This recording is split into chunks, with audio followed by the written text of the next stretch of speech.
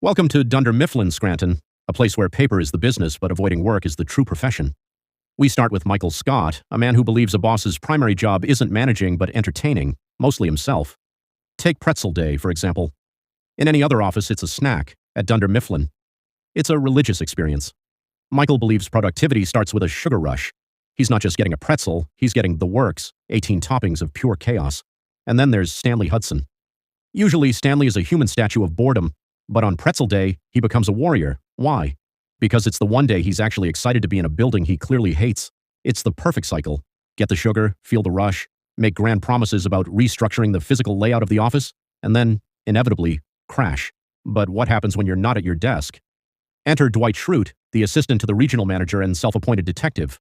When Oscar calls in sick on spring cleaning day, Dwight doesn't just offer well wishes, he opens a federal investigation. Using WebMD as his primary medical degree, Dwight hunts for the truth, and let's be honest, he's good. He tracks Oscar down, finds the ice skates, and discovers the ultimate prize, leverage.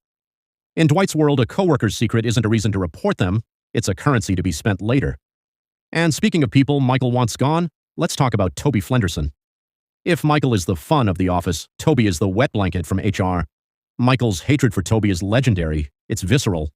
It leads to the most ridiculous framing attempt in corporate history, trying to plant drugs in Toby's desk that turn out to be a caprese salad. Only Michael Scott could turn a caper into a culinary misunderstanding. When they aren't investigating each other, they're expressing themselves.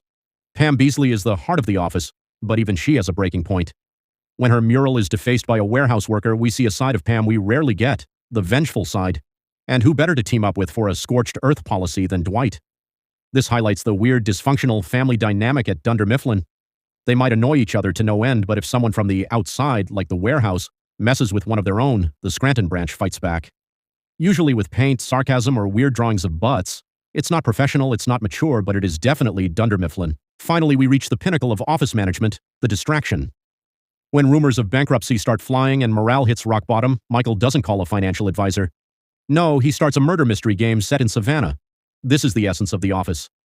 While the world is falling apart, Andy and Michael are arguing over whose southern accent sounds more like molasses spilling out of a mouth.